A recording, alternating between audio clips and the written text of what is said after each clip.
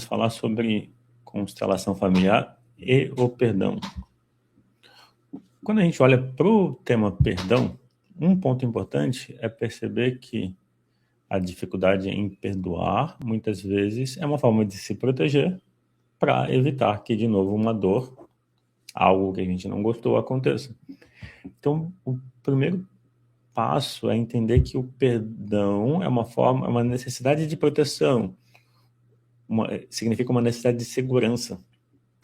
Quando a gente não consegue perdoar, se existe esse desejo de perdoar, a gente precisa olhar para o que impede a gente de soltar a memória da dor. Então, um passo importante é entender que o perdão é uma forma de se proteger. Então, a parte nossa precisa de proteção. Se a gente não cuida dessa parte, não tem como perdoar, ou a tentativa de perdoar pode ser muito mais uma forma de se enganar, tentar se convencer de que perdoa alguém que a gente não sente que perdoa, o efeito é pior. Então, para contextualizar, o que eu estou apresentando tem a ver com o contexto da visão sistêmica, fenomenológica, da constelação familiar. A live de hoje enfoca o tema perdão, na visão sistêmica. Quando eu trago visão sistêmica, significa o perdão considerando as relações em família e considerando algo que a gente já pode fazer para experimentar uma mudança. Quando a gente não perdoa, o efeito de não perdoar é estar sempre em sofrimento. Então, quando a gente tem dificuldade de perdoar alguém, uma pessoa qualquer que seja, para não perdoar, a gente precisa manter um sofrimento dentro da gente. E aí, um ponto-chave é o medo em relação a perdoar é achar que a dor pode acontecer de novo. Por isso que eu falei, um ponto importante para conseguir perdoar é entender que a gente tem uma dor emocional que precisa ser cuidada. A gente precisa olhar para a gente. Existiu uma dor, aconteceu uma experiência passada de dor. Manter a dor pode ser uma forma que a gente use para não sofrer de novo a mesma consequência ou a mesma frustração. Então, existe uma ferida aberta. Perdoar significa olhar para essa ferida primeiro. Então, a dificuldade de perdoar vem, em primeiro lugar, do medo de sofrer de novo. Esse medo de sofrer de novo mostra que já existe uma dor que a gente ainda não cuidou. Então, para conseguir perdoar, a gente primeiro tem que cuidar da gente. Se a gente não consegue cuidar da gente, é melhor ficar longe mesmo de quem causou a dor. E outra, perdoar não significa se forçar a conviver com ninguém. É possível perdoar, soltar o passado e manter distância. Que às vezes o medo é que perdoar implica voltar ao convívio, não necessariamente. Na live anterior, a gente olhou para o tema da prática, constelação familiar na prática. Qual foi o foco? O que eu apresentei na última live?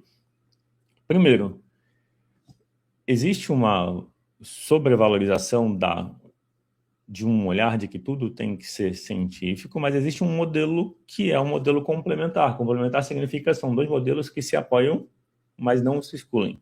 Esse modelo complementar é a fenomenologia. Então, um caminho é o caminho da abordagem sistêmica, o outro é o caminho um é o caminho da abordagem científica, o outro é o caminho da abordagem fenomenológica. Quando alguém fala que a constelação não é ciência ou que a constelação é pseudociência, geralmente as pessoas usam os dois termos, pseudociência e ciência, está certo, a constelação não é ciência. E também, como não é ciência, também não ela não se diz ser ciência, então não tem como ser uma pseudociência. Pseudociência é aquilo que tenta se passar por ciência, tenta buscar fundamentação científica sem ter. A constelação não tem fundamentação científica porque o caminho dela é um outro caminho do conhecimento verdadeiro. Quando a gente se interessa por fenomenologia, por uma busca do conhecimento verdadeiro, que tem a ver com a epistemologia, a abordagem fenomenológica foi um questionamento em relação ao método científico, porque o caminho é, se eu abordo com um método científico, eu dependo de condições. O método fenomenológico traz a possibilidade de lidar com a experiência viva do momento. Esse é o resumo.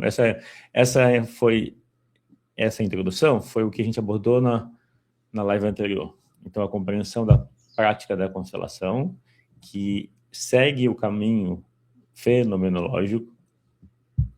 Além disso, é sobre lidar e reconhecer com o que está presente, levar a aceitação e não julgamento. Quando a gente faz isso, quando a gente escolhe estar presente e lidar com o que acontece no momento, sem julgar, parte do sofrimento diminui. Muito do sofrimento que a gente pode vivenciar vem da nossa não aceitação. Não aceitar o que está acontecendo faz o sofrimento aumentar. Quando a gente se propõe a aceitar limitações nossas e dos outros, fica mais fácil. No contexto do perdão, para conseguir perdoar, a gente primeiro precisa aceitar que não consegue. Pode parecer contraditório, mas se a gente aceita que existe uma dificuldade em perdoar, o próximo passo é: ok, tenho uma dificuldade de perdoar, então o que eu estou sentindo?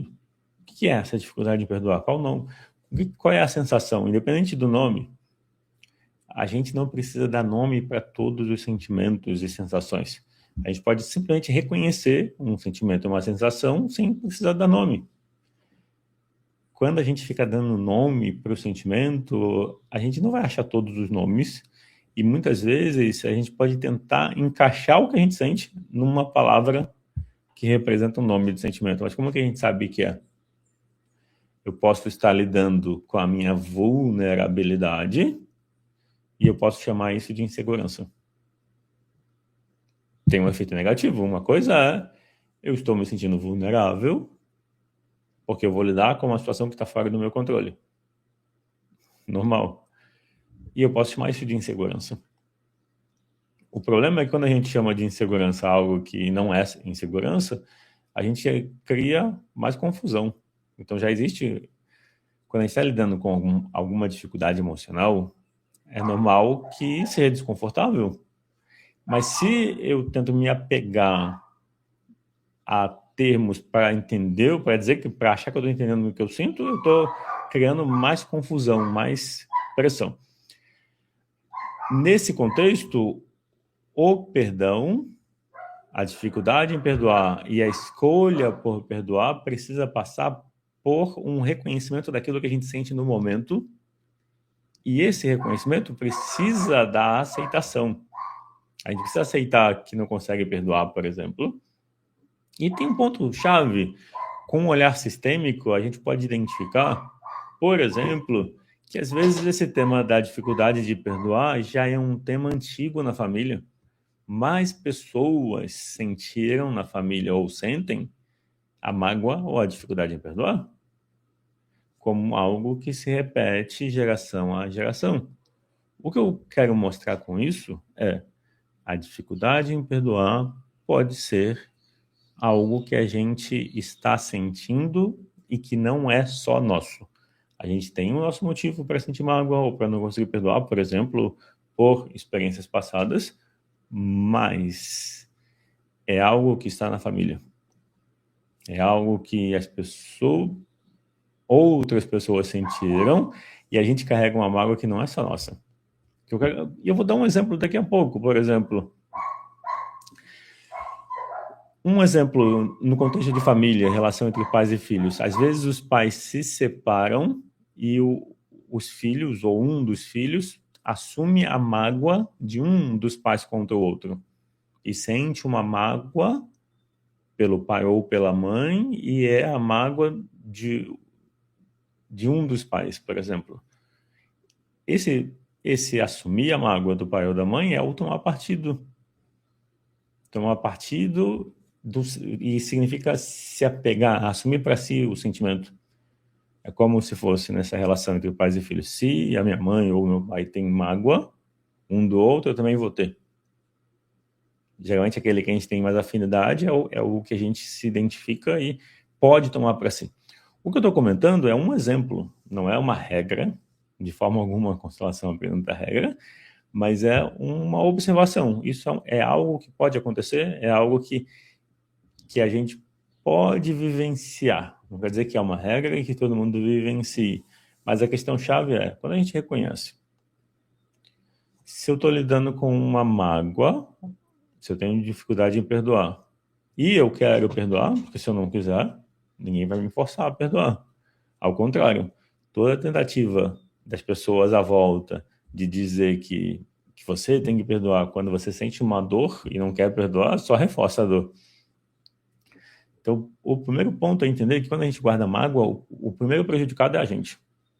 Quem guarda mágoa, tem um ditado, uma frase, um provérbio que diz que a mágoa é como um veneno que alguém toma para tentar ferir o outro. Se faz sentido isso, de que a mágoa é um veneno que a gente toma para tentar ferir alguém, uma outra pessoa, não faz sentido, mas é o que a gente faz. De alguma forma, a mágoa é uma forma de se proteger, de não deixar acontecer de novo aquilo que causou dor emocional. Certo? Então, essa necessidade de proteção é algo que a gente precisa cuidar. Cuidar para não acontecer de novo. É como uma ferida que ainda não cicatrizou ou que está aberta, e se alguém encosta, dói. Então, é normal que a gente afaste, ou se afaste das pessoas, para não tocar na nossa ferida. O problema é que não cuidar da ferida faz ela afetar não só aquele relacionamento. Quando a gente se magoa com uma pessoa, muitas vezes esse padrão de magoar com uma pessoa afeta todos os relacionamentos, a gente se fecha para outros relacionamentos. Então, a questão do perdoar tem um componente de se perdoar. E nesse se perdoar, a gente melhora os relacionamentos. Agora, alguém pode questionar, mas como assim se perdoar? Se eu tenho mágoa de alguém, da família, se eu tenho mágoa de alguém que me causou alguma dor, alguma frustração, ou traição, ou quebra de confiança, se eu não perdoo alguém, como que isso é não me perdoar? Aí eu explico. Quando a gente não perdoa alguém, existe também uma parte nossa que gostaria da relação, principalmente quando é família e as relações são próximas. Para a gente se afastar de alguém que causou uma dor, uma mágoa, um sofrimento, a gente também precisa controlar o nosso eu que gostaria de se aproximar. O nosso eu que gostaria da relação, ele pode significar para a gente uma tristeza pela desconexão. Só que toda vez que a gente se aproxima de alguém, a gente tem um medo de que a dor de novo aconteça. Então, qual que é o dilema?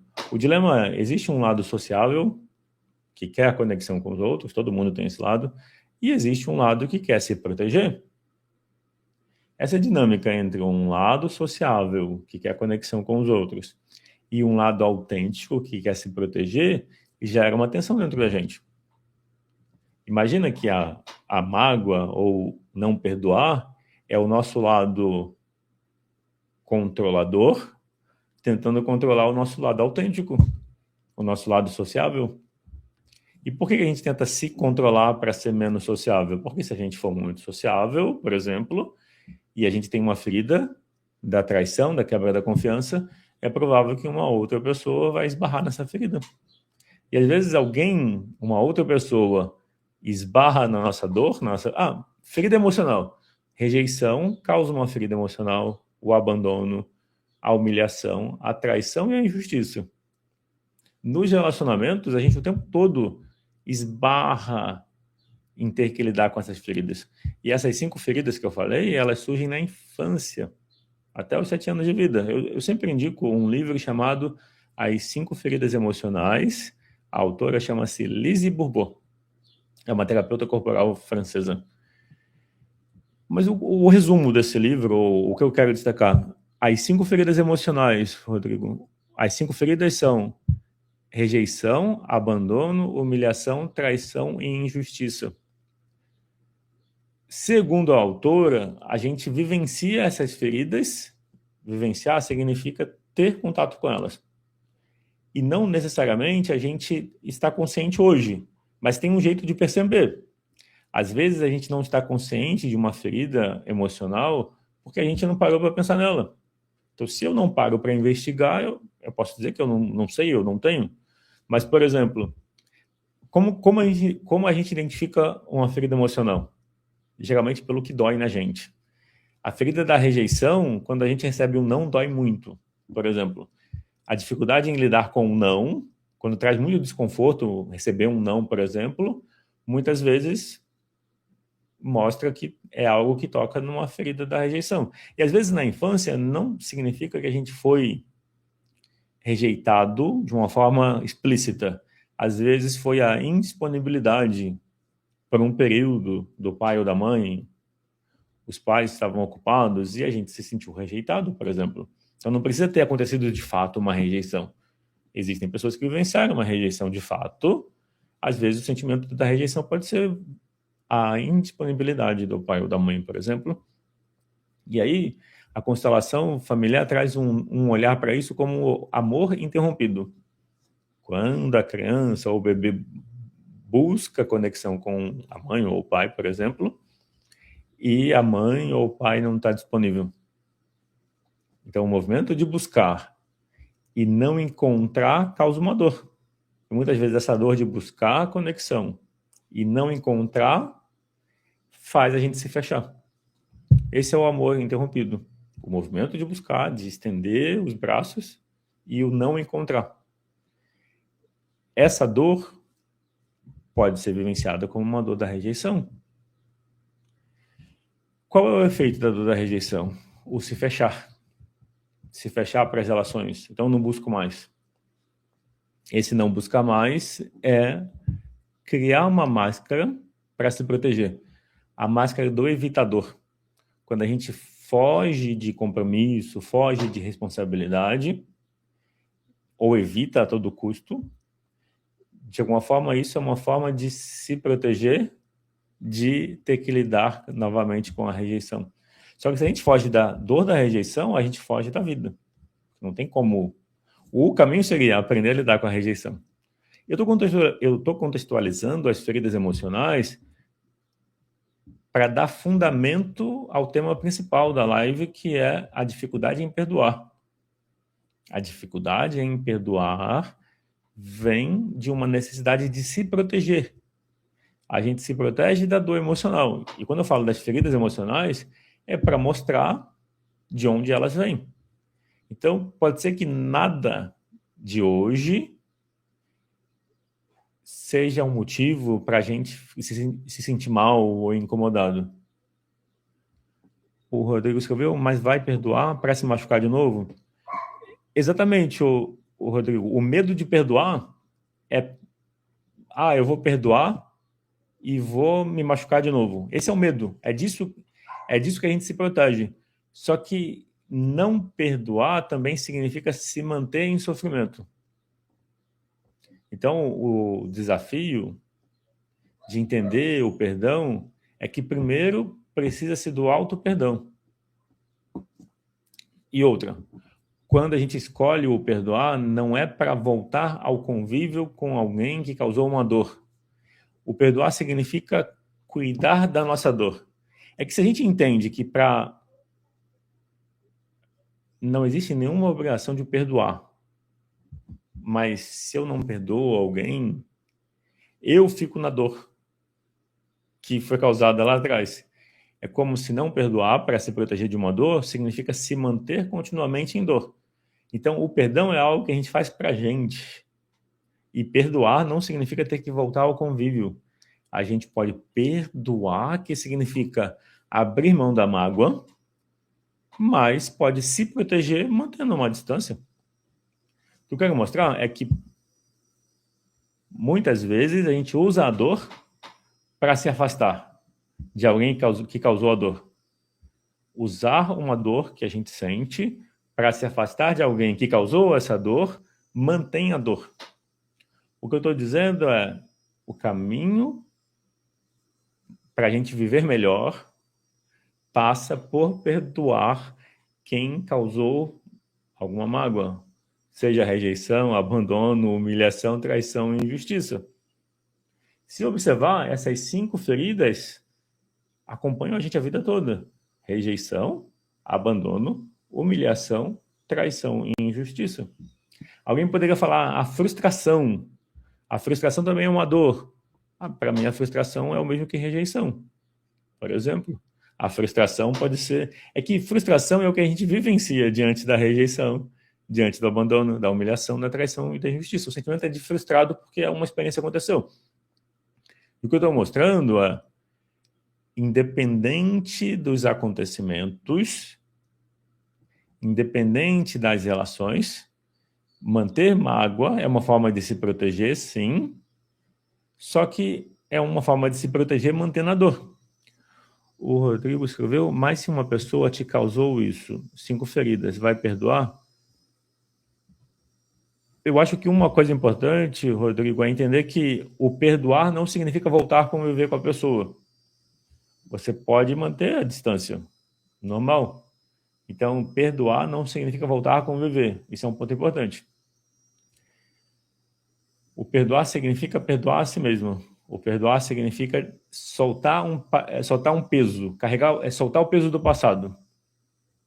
É importante entender que perdoar significa soltar o peso do passado. Quando a gente perdoa, não significa ter que conviver. É possível perdoar e manter distância. Uma coisa não implica na outra. Perdoar não significa abrir mão do aprendizado. Imagina que a mágoa é uma forma de se proteger quando a gente não sabe se proteger. Eu dei esse exemplo. Todo mundo tem um lado sociável e um lado reservado. Um lado que quer conexão com os outros e um lado que quer se proteger. Um lado que quer se adaptar aos outros e um lado que quer ser autêntico. Todo mundo tem esses dois movimentos, essas duas forças dentro da gente. Todo mundo tem esses dois lados. O lado sociável, ele quer conexão com as pessoas. Mesmo que alguém tenha causado uma dor, o nosso lado sociável, emocional, continua querendo conexão com as pessoas. É normal, é uma parte nossa. O nosso lado racional, ele quer controlar, quer se proteger e não quer lidar com dores e feridas emocionais de novo. Então, o lado que se magoa e se fecha não é o emocional, é o racional. O controlador é o racional controlando. O controlador e o julgamento é uma forma da gente se proteger mantendo um sofrimento. Então, diante de uma frustração, diante de uma dor causada por uma experiência de traição, de quebra de confiança, de injustiça, seja lá qual for, alguém agiu de uma forma negativa, causou um prejuízo para a gente, traiu a confiança, quebrou a confiança, etc. E fez isso algumas vezes. É normal a gente sentir mágoa e se distanciar. A questão chave é que a gente pode manter a distância sem precisar da mágoa ou do não perdoar. Quando a gente precisa da mágoa e precisa do manter o ressentimento ou o não perdão, a gente se mantém em sofrimento. E o que eu estou apontando é possível manter distância, porque a relação não faz sentido, e ao mesmo tempo ficar em paz consigo mesmo. Só que para isso, é importante entender que a gente precisa olhar para a nossa dor. E a dor é a tristeza. Enquanto a gente não olha para o que a gente está sentindo, olhar para o que eu sinto existe uma tristeza, existe uma frustração por conta dos acontecimentos do passado. Se alguém quebrou a minha confiança, é normal que isso causou uma dor. Mas e aí, eu vou manter a dor até quando? O que eu estou mostrando é o que está por trás do perdão. É se proteger. Então, por trás da dificuldade de perdoar, por trás da dificuldade de se perdoar alguém ou de se perdoar a si mesmo, existe uma necessidade de proteção e segurança. Proteção e segurança são duas necessidades muito importantes para qualquer pessoa. Então, por trás da dificuldade em perdoar ou do guarda-mágoa, existe uma necessidade de segurança e proteção. Por trás dessa necessidade de segurança e proteção, existe uma tristeza, existe uma dor emocional que, se a gente não cuidar, ela vai continuar existindo. Daí a gente vai precisar continuar se protegendo. A mágoa é uma forma de se proteger da dor. O que eu estou dizendo é possível cuidar da dor direto. A gente pode cuidar da dor. Esse cuidar da dor emocional faz a dor cicatrizar, suavizar, e a gente fica melhor com a gente mesmo. E é possível manter a distância de quem causou uma dor. Não precisa voltar a conviver com a pessoa. Se o sentimento fala para voltar, volta. Mas se ainda existe um receio de que a pessoa que causou uma dor vai voltar a causar, não precisa mais conviver. É nesse ponto que eu estou dizendo. Perdoar não significa voltar a ter convívio. É possível ter o perdão e manter distância. As duas coisas. O perdão significa liberar o passado, ficar em paz. O perdão também significa que a gente cuidou da nossa dor. Se a gente tem dificuldade em perdoar alguém, significa que a nossa ferida, a nossa dor, ainda está aberta. O Rodrigo perguntou, o que você fala é constelação familiar? Sim. Qual a diferença da sistêmica?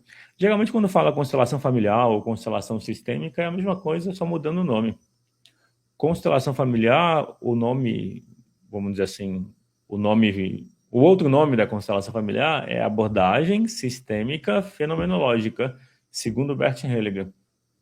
Bert Hellinger, ele era um alemão, ele faleceu acho que em 2019, ele foi missionário na África do Sul, depois ele fez formações, ele lidava com dinâmicas de grupo, e depois ele fez formações em terapias, psicanálise, programação neurolinguística, etc.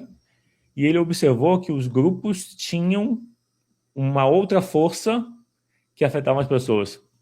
Essa outra força, em qualquer grupo que afeta todo mundo, é o campo. Então, o que o Bert Hellinger fez foi, e ele chamou de constelação familiar isso, foi perceber que existe um campo que envolve as pessoas e esse campo tem uma força que afeta a gente. Ou seja, eu posso estar sentindo algo que não é só meu. Uma mágoa, uma dificuldade em perdoar, pode não ser só minha.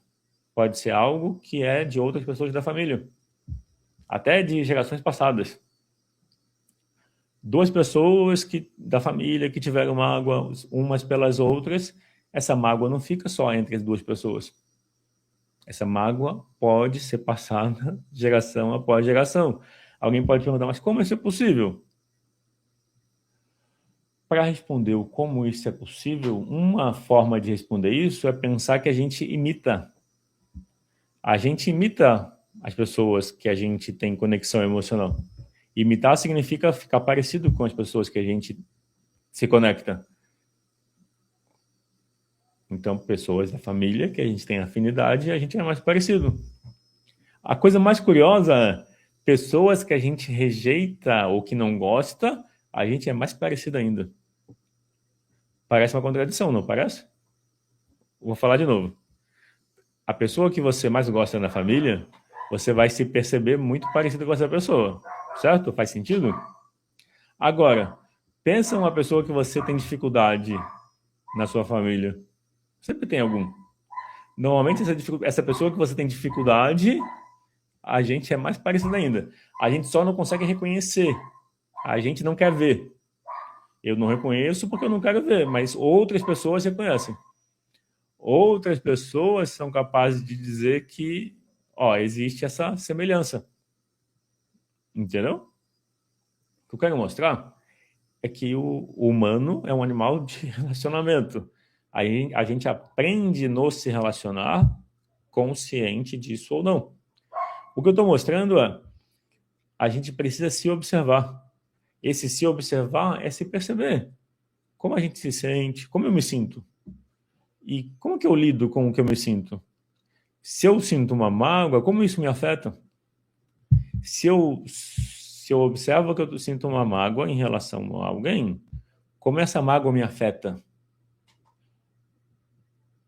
Se eu não observar para isso, se eu não olhar para isso, se eu não observar isso, eu não vou deixar de me afetar ou sofrer. Eu posso ter uma mágoa e sofrer porque eu tenho essa mágoa, só que eu não reconheço que o sofrimento vem da mágoa.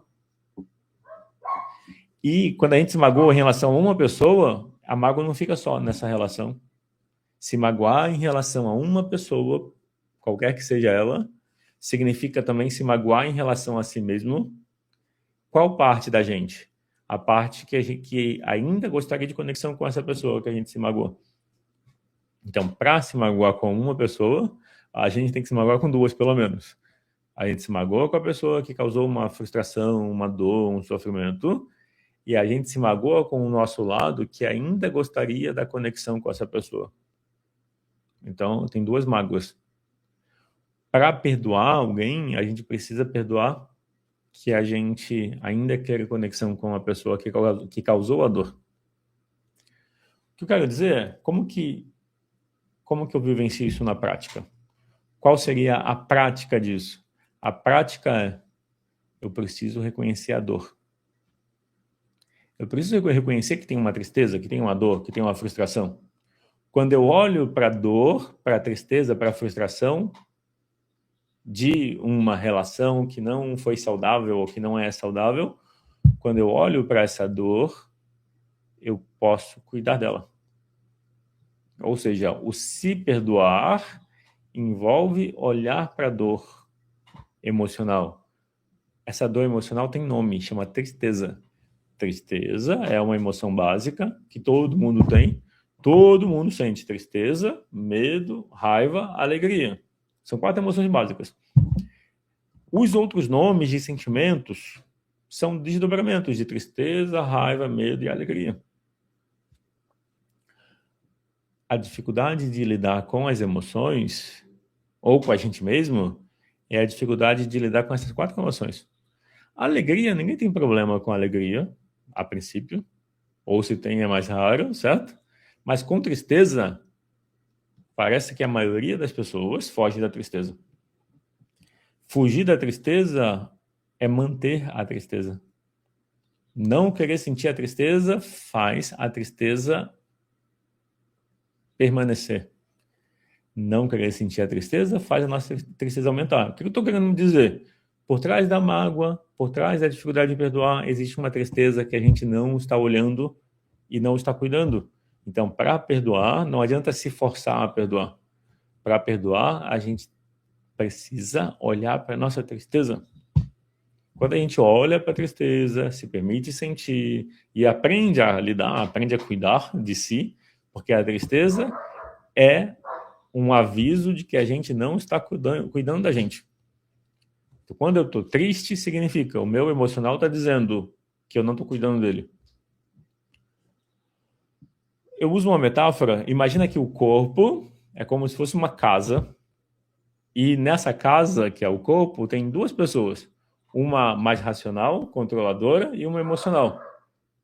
As 2 mandam igualmente na casa.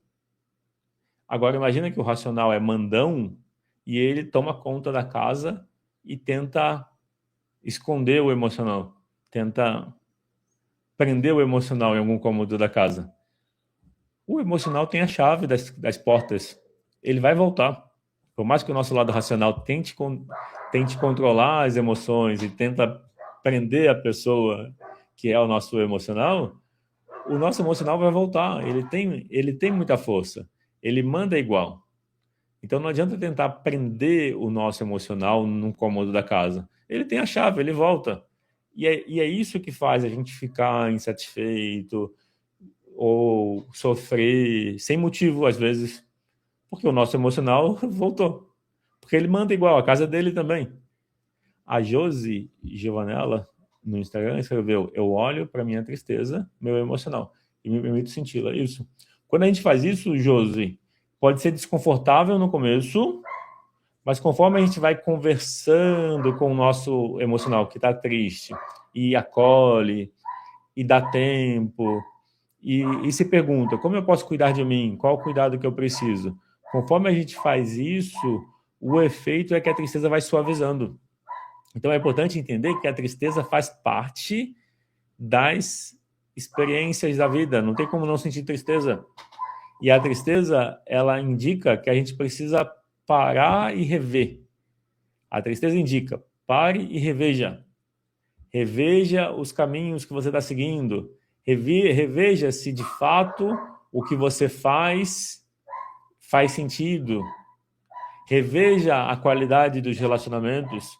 Será que o relacionamento que causa tristeza várias vezes e por muito tempo, será que esse relacionamento é saudável? Reveja. Então, o que eu estou mostrando é a tristeza é uma comunicação do nosso eu emocional para o nosso eu racional. Vou voltar de novo na metáfora. Imagina que o corpo é uma casa e nesse corpo tem duas pessoas. Nessa casa tem duas pessoas. As duas pessoas têm a chave de todas as portas. Só que uma das duas pessoas é o racional controlador. A outra é o emocional. As duas partes existem na gente igualmente, ou seja, esses dois eus existem na casa com a chave de todas as portas. Tentar o controlador prender o emocional num dos cômodos é só se enganar que vai conseguir, porque o emocional tem todas as chaves, ele vai voltar logo depois. O caminho é a gente aprender a deixar o nosso emocional participar das decisões. Se a gente tenta esconder o nosso emocional porque ele é frágil, porque ele causa sofrimento, o nosso emocional volta, só que ele traz o sofrimento todo de uma vez. E aí a gente não dá conta. Então, o que a gente precisa aprender? A cuidar do emocional de forma que ele possa participar continuamente de todas as escolhas. A Josi Giovanella escreveu: dificuldade de me acolher, e depois percebi isso por não conseguir acolher o meu filho. Pode ser, Josi, que na relação com o seu filho, você entre em contato com a Josi criança. Entendeu? E aí, às vezes, a dificuldade de se acolher é por ter que entrar em contato com uma tristeza mais profunda. Uma tristeza que você ainda não conseguiu aceitar e cuidar. Às vezes, a gente tem uma tristeza que parece que vai acabar com a gente, e às vezes essa tristeza não é só nossa. É uma tristeza que está na família e nas relações em família. Porque quando a gente lida com uma tristeza que não é só nossa, que é uma tristeza da família, essa tristeza parece que vai consumir a gente.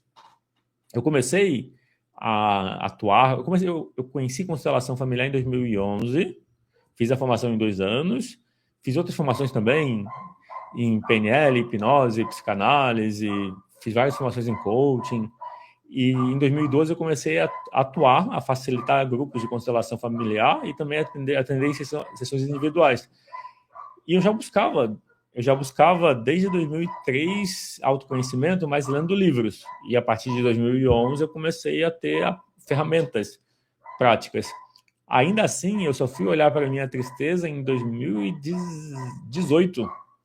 Eu ainda levei mais 6 anos. Eu já tinha ferramentas, eu já me trabalhava continuamente, mas eu não reconhecia a minha tristeza. Por que eu não reconhecia? Porque doía. Não é porque eu não queria reconhecer. É porque dói e a gente não quer ver o que dói. A gente faz de tudo para não sentir a dor. E eu trabalhava como funcionário público e eu não gostava do trabalho que eu fazia, mas tinha estabilidade, é o que eu tinha. E ainda tinha alguns objetivos, na verdade. Quando eu alcancei um último objetivo, que era participar que era estar a trabalho no exterior. Então, eu tive a experiência de ficar 1 ano fora a trabalho. Quando eu tive essa experiência, eu vi que não fez tanto sentido, que o que eu buscava não era tanto aquilo que eu tinha acabado de conseguir. E quando eu voltei, depois que terminou o período, eu pedi demissão. Eu pedi demissão em 2017. E quando eu pedi demissão, eu lidei com a insegurança de como seria depois, mas eu decidi assim, eu estou ouvindo meu coração. O problema da gente decidir o que o sentimento quer é que a gente tem que lidar com a tristeza. Não parece contraditório? O que eu quero dizer é, ouvir o lado emocional significa também ter que lidar com a tristeza. Não tem como a gente fazer o que a gente gosta e fugir da tristeza. As duas coisas são intimamente ligadas. Quando a gente decide se ouvir e se guiar pelo que sente, se existe uma tristeza, essa tristeza vai ficar evidente. A gente vai ter que lidar com ela. E foi o que eu lidei. Quando eu parei de fugir, então eu percebia que eu ignorava a minha tristeza porque eu me mantinha num trabalho que eu não gostava. E não adiantava eu me convencer que eu gostava, porque eu não gostava, eu não tentava me enganar. Só que a tristeza continuava lá. É como se a tristeza estivesse me dizendo, olha, já deu, já ficou tempo demais. 17 anos, quase 17, 16 anos e meio. Então, 16 anos e meio já tinha sido bastante tempo. Se fosse pelo meu lado racional, ele falava, mais 6 meses, mais um ano, espera tantos meses porque vai ter férias, vai ter tal vantagem. Só que para mim a conclusão era, a vida é muito curta e se eu ficar esperando, a vida pode acabar em qualquer momento. Só que isso já faz mais de 8 anos que eu pedi demissão. 9 anos. 8, 9, quase 9. O que eu quero mostrar, então, é quando eu decidi me guiar pelo meu coração, eu tive que lidar com a minha tristeza. Então, eu estava fugindo da tristeza, apesar de já trabalhar um monte de temas de dificuldades emocionais e relacionamentos. Ainda assim, eu fugia e eu já tinha trabalhado a mágoa. Curiosamente, eu já tinha feito algumas sessões sobre a mágoa desde 2011. Eu lembro que a minha primeira constelação foi sobre o tema mágoa, ressentimento, por exemplo. E trouxe um alívio muito grande. Só que eu ainda tive que lidar com outras camadas. É nesse ponto que eu digo que quando se faz uma constelação tem muita mudança. Só que também não é milagre, tem os seus limites. Qual é o limite da constelação? São as camadas. Quando eu trabalhei a constelação da mágoa, eu senti que saiu uma sobrecarga. Mas eu ainda tinha outros temas para lidar. A tristeza que eu não via, o que eu não vejo não vai mudar. Até quando eu vejo... Tem uma pergunta que eu aprendi na PNL que é como a gente come um elefante? Não dá para comer um elefante de uma vez. Ou seja, quando um problema é muito grande, como que a gente resolve ele? A gente vai por partes, certo? A gente vai por partes e trabalha continuamente, vai resolvendo continuamente. Então, como se come um elefante? Por partes. Como se resolve um problema muito grande, que não dá para resolver de uma vez? Resolve por partes. E é a mesma coisa. Eu trabalhei a mágoa em 2011, só que ainda teve vários pedaços. É que na época eu não tinha essa compreensão do tamanho da mágoa ou de tudo que ela envolvia. Mas eu, ao longo do tempo, eu acabei chegando na tristeza. Sabendo o que eu sei hoje, eu já teria ido direto para a tristeza. É que, como a tristeza pode ser algo da família, ou seja, mais pessoas da família carregam uma tristeza muito grande, quando a gente vai lidar com a nossa tristeza, parece que ela vai consumir a gente. Eu tinha a sensação de que a tristeza ia arrebentar o meu peito, como se fosse realmente explodir ou rasgar. Era muito doido. As poucas vezes que eu tentei aplicar, antes de eu fazer uma constelação especificamente do tema tristeza, em 2018, eu como cliente e uma consteladora, até eu olhar para essa tristeza, eu tentei 1 ano antes, 2 anos antes, olhar para a tristeza, dizer sim, aceitar, mas vinha tanta dor que eu desviava a atenção e tentava ignorar. Só que esse tentar desviar a atenção só mantinha a tristeza. Então eu já reconhecia a tristeza, mas como eu não sabia lidar, é como se ela não existisse. Eu tentava ignorá-la até que eu decidi olhar, e aí eu fui trabalhar a tristeza diretamente. É nesse ponto que eu estou dizendo. Sabendo o que eu sei hoje, eu já trabalharia a tristeza lá em 2011. Eu só levei esses 6 anos, 2012 até 2018, porque eu ainda estava... bom, deixa eu corrigir o que eu falei. Realmente eu estava no exército. Talvez se eu já tivesse trabalhado a tristeza antes, eu teria pedido demissão antes. Então pode ser que, por uma questão prática ou de escolhas, talvez eu precisei de mais tempo da segurança que vinha de ser funcionário público. Então pode ser que eu trabalhei a tristeza no momento certo.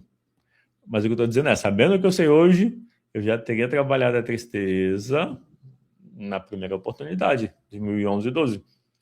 Eu levei esses 6 anos porque foi o tempo que eu levei para entender. Foi um processo. É nesse ponto que eu estou querendo mostrar que o que se passa dentro da gente está em camadas. Está, vou dizer assim, escondido. Então, a gente precisa investigar, precisa observar, e aí vai descobrindo. Se a gente não observa, é como se não existisse, mas não quer dizer que não afete a gente. Só afeta a gente não consegue reconhecer. Bom, agora eu vou trazer um exercício muito simples. Na verdade, é um convite para uma reflexão ou uma investigação que é assim.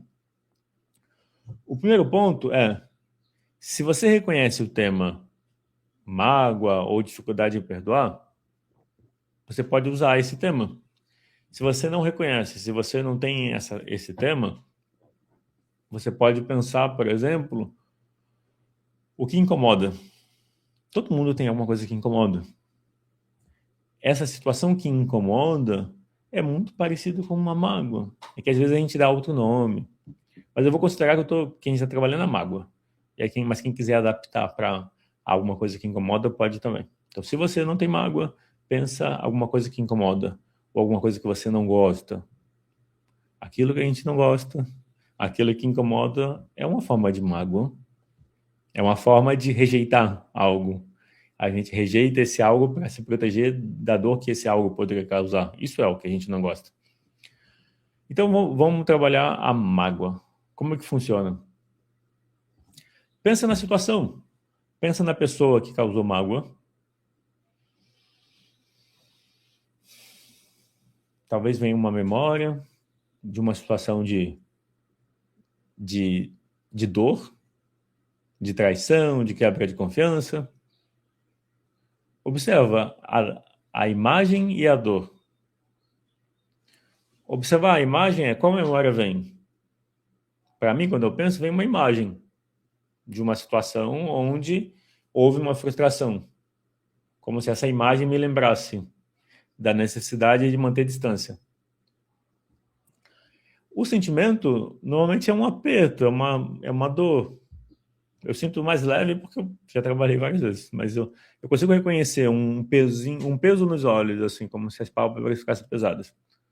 Então, se você já pensou numa situação de dor, de mágoa, ou uma situação passada que causou dor, e aí você tem uma imagem e tem uma sensação, o próximo passo é fica um pouco em contato com a experiência, com a imagem e com a sensação. Observa a respiração. Às vezes, a nossa tendência é fugir do contato. Vem um pensamento de uma mágoa e a gente não quer pensar. Enquanto a gente fizer isso, a mágoa vai continuar afetando a gente.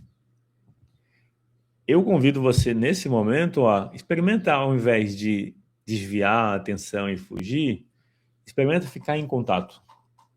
Experimenta dizer para a imagem, é difícil, mas eu vejo você.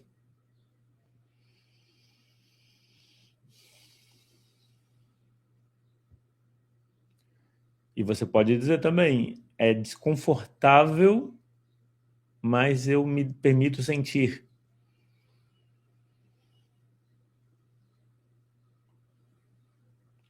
Observa o que muda.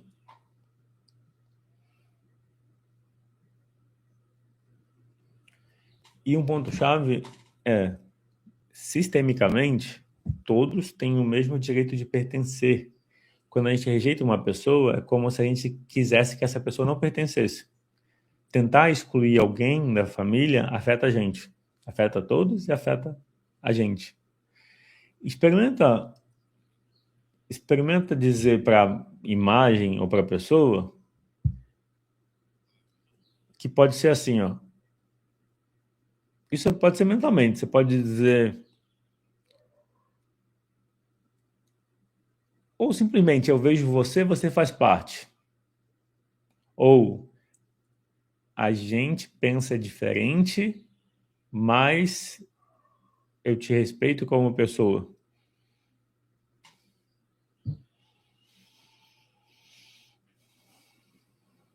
O efeito disso é reconhecer o pertencimento.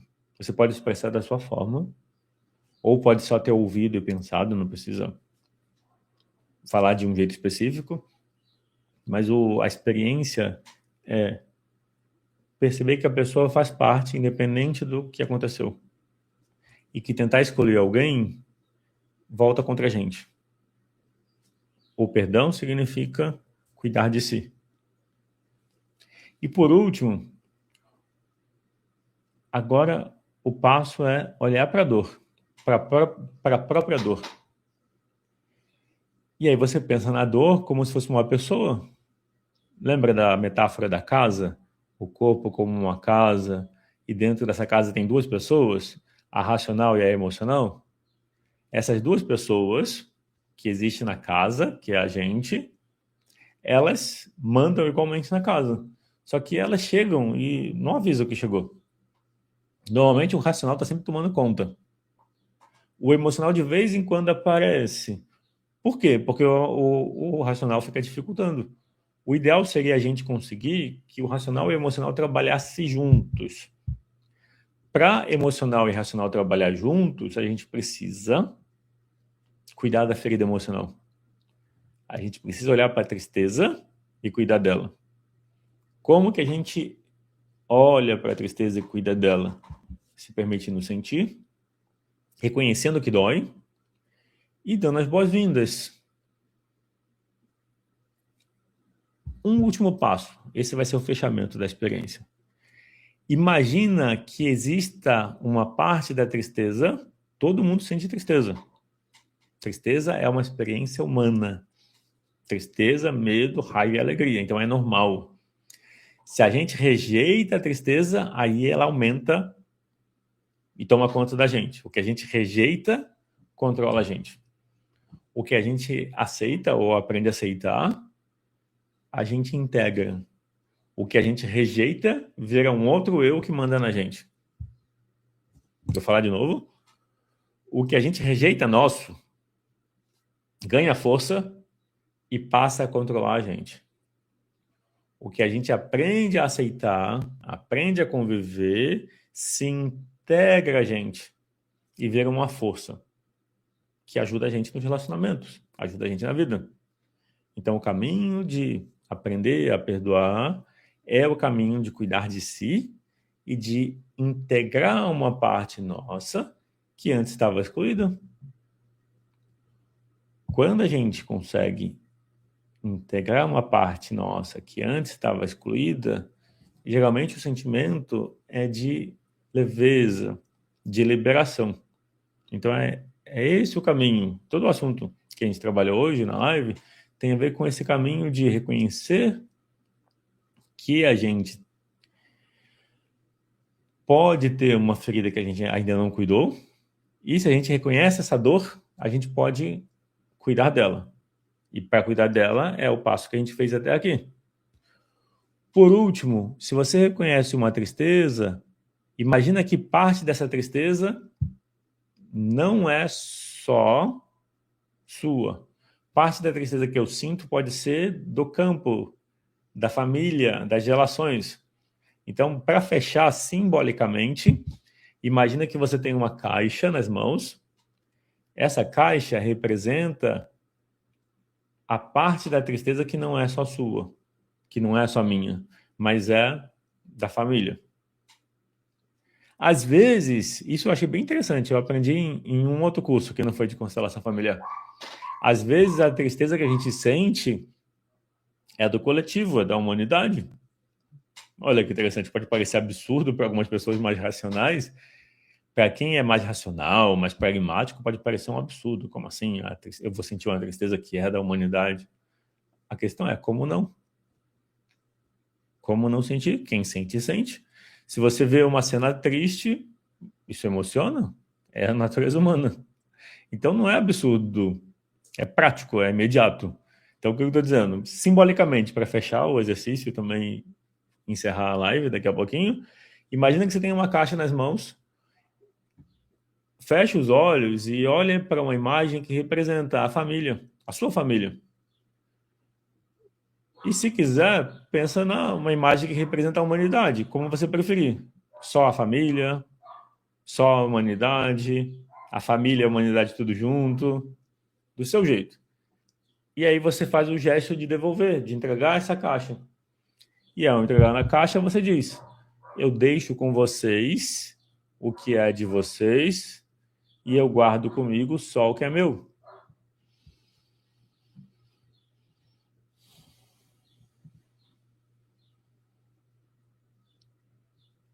Observa o que muda.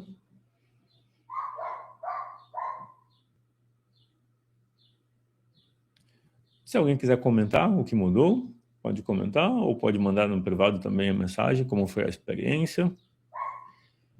Para fechar, então foi esse o exercício, simples assim, e também foi esse o tema do perdão. O que a gente olhou foi o perdão como auto-perdão. Perdão não significa voltar a se relacionar com alguém que machucou ou causou sofrimento. Perdão significa ficar em paz. Significa soltar o passado. Pensa no perdão como uma perda grande. Perda, perdão. Só que pensa que a dificuldade em perdoar é porque houve uma dor passada. Houve uma perda de uma expectativa passada. E aí a dificuldade de perdoar hoje é uma forma de proteger da dor. O que a gente olhou até aqui foi que perdoar significa se liberar do passado, mas também significa cuidar de si, cuidar da nossa ferida, da nossa dor. A próxima live vai ser quinta, 8h30. O tema vai ser constelação familiar e espiritualidade. Além da terapia, a espiritualidade na constelação familiar, o próprio Bert Hellinger fala isso, é uma espiritualidade do aqui e agora. Então, quando se olha para o tema espiritualidade na constelação, quando se faz uma constelação, a Josi escreveu forte, me emocionei. E depois fiquei com dor de cabeça. A dor de cabeça significa, Josi, mudança de padrão de pensamento. Quando a gente está acostumado a pensar de um jeito e a gente tem uma experiência que muda de dentro para fora, normalmente é normal. Normalmente a gente sente uma dorzinha. Essa dorzinha, entenda ela como uma mudança de padrão de pensamento. E aí as coisas vão se reorganizando, é como se já mudou. Então você já teve uma experiência de mudança. Eu gosto dessa mudança porque é de dentro para fora. Então já mudou. E o corpo está se reorganizando. Daí a dor de cabeça depois de fazer esse gesto do deixar ou do reconhecer. Eu vejo como um sinal de que o corpo está dizendo que a mudança aconteceu. Então, para fechar, é isso. Um último recado. Eu tenho oferecido uma sessão de cortesia, que eu chamo de sessão de clareza. Ela tem duração de 30 minutos e a gente trabalha clareza sobre o momento atual e sobre o que se pode trabalhar para resolver ou melhorar a qualidade de vida, a consciência ou se desenvolver. Para saber como agendar essa sessão sem custo de 30 minutos e também saber sobre como seria um acompanhamento, um processo de 10 sessões, basta entrar em contato, que pode ser enviando mensagem pelo Instagram, pelo TikTok, no site também, constelasp.com.br, tem um botão para falar pelo WhatsApp e pode perguntar. Pergunta pela sessão de clareza de cortesia, sem custo. Bom, é isso. Vou ficar por aqui. Obrigado pela participação, pelas mensagens e até quinta, 8h30. Até mais.